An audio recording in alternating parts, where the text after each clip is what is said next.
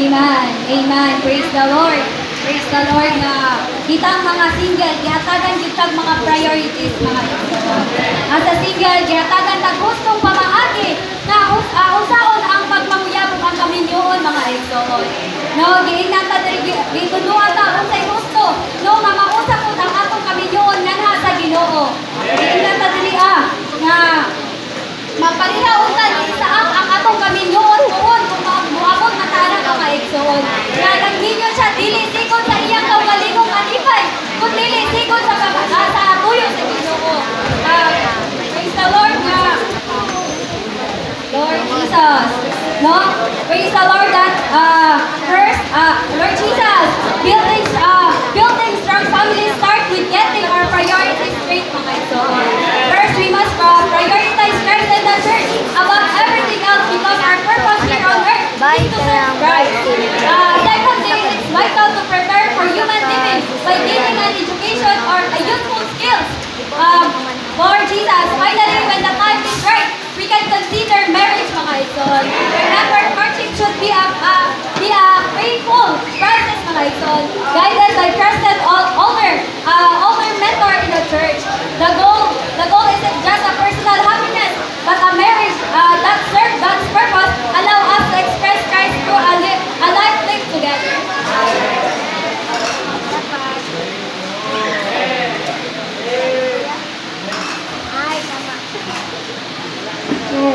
Praise God, mga igsoon. Salamat sa Ginoo, mga igsoon. So, isip mga bata ng mga igsoon, inahanan dahil mga igsoon. Inahanan na itong wala na dyan sa Ginoo, mga igsoon. So, praise Lord, mga igsoon. Aron magtubo, tas sa iglesia, anong kinabuhi, mga igsoon. So, ipakitaan ka sa message ko, mga igsoon. Granting the proper priorities of Christian and in the church, mga igsoon. So, praise Lord, mga igsoon. Isip yung people, mga igsoon, kinahanan, mga igsoon, ang atong number one mga priority, mga igsoon, is Christ in the church, mga igsoon. So, praise Lord. And praise the Lord, mga igsoon.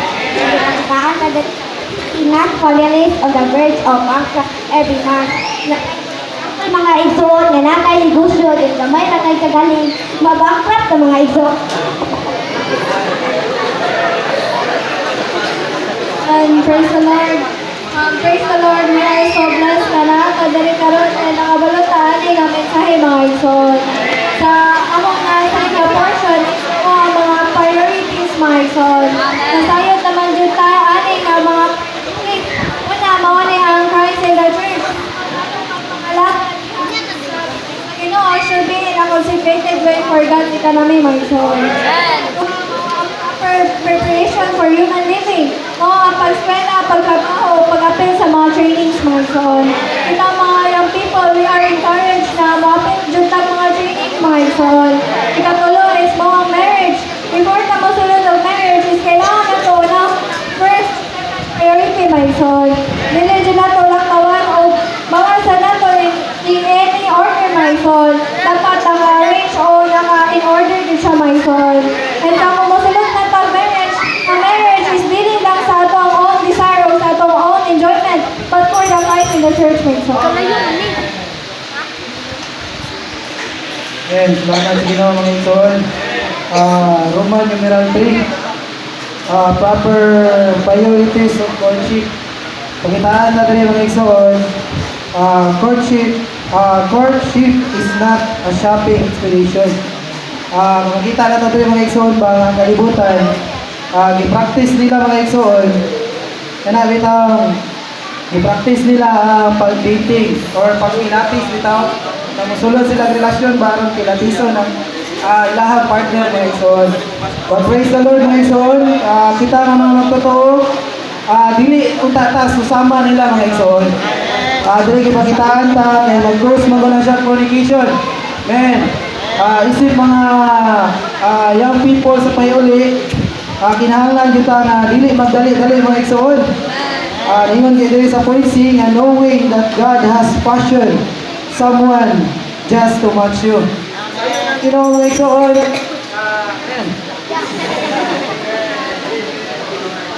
And praise the Lord for cooperating with God for the fulfillment of His purpose, mga igsoon. And praise the Lord that in Genesis 1:26, yun dito nga, and God said, let us make man in our image according to our likeness, my God.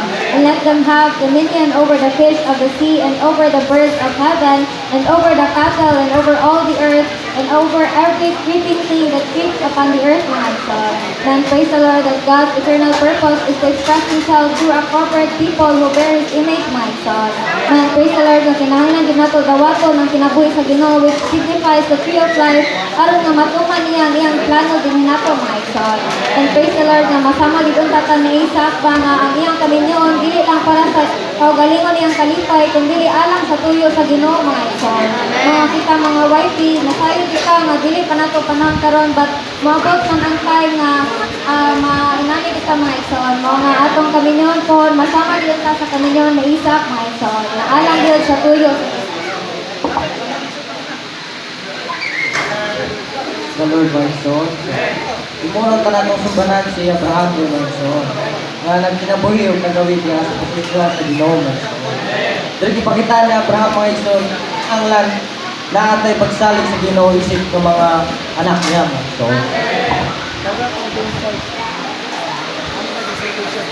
Amen. Praise the Lord for the message 3, mga igsoon. And also this message, mga igsoon, we trusting in the Lord for His responsibility, mga igsoon.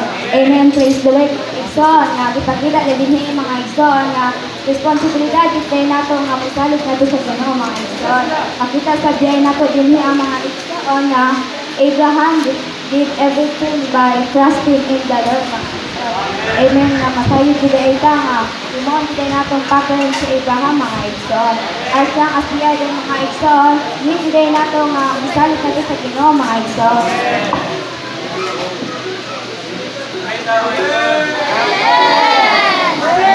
Son. Pero yung son, isa na lang ang pagkakas ng son, pagkakas ng mga tubig ng son.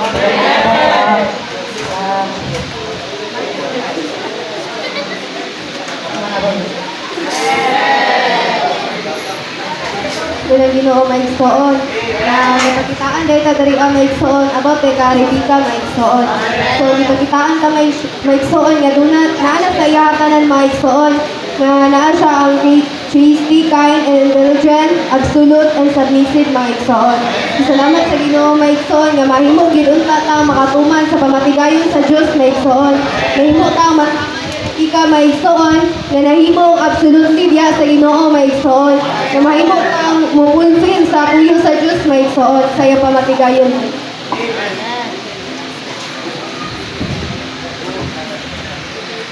Praise the Lord, mga igsoon. Pakitaan, mga igsoon ba? Dili po, mga igsoon. Kinahanglan di ay ta mahumat ang atong pag-eskwela, mga igsoon. Kaya maon kayo sa atong Ginoo, mga igsoon.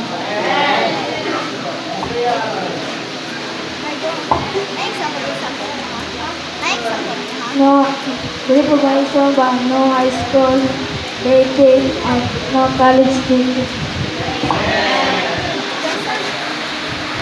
Amen. A marriage for God's purpose. Amen. Nasa atong kaminyon, mga igsoon, kinahanglan nga alang din sa pamatigayon sa Dios, mga igsoon. Amen. Praise the Lord that there are many things to consider in marriage, mga igsoon. Amen. That practical things that need to be taken care of and being able to serve in coordination, mga igsoon.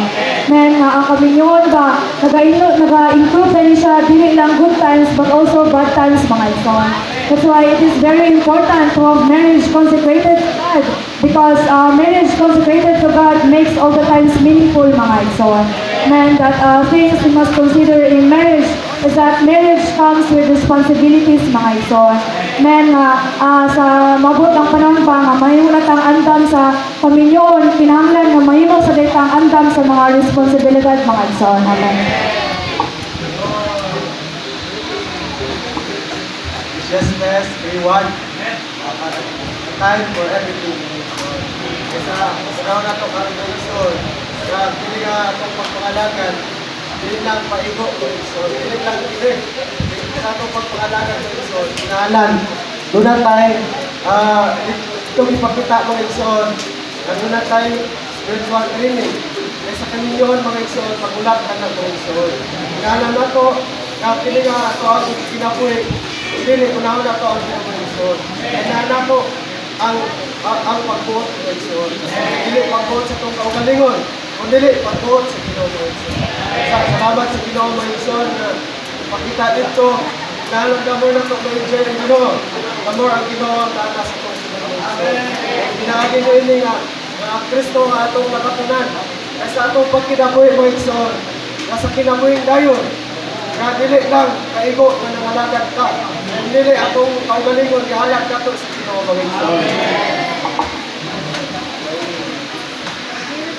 And, mga igsoon, so gipakitaan ang mga igsoon na what is the priority by us as a young people, mga igsoon. Even though ang atong outline is the choice is ours, mga igsoon, pero di ka buot-buot sa pagpili, mga igsoon. Dapat natin properly arrange, mga igsoon, which is, the first priority is which is the Christ and the church, mga igsoon.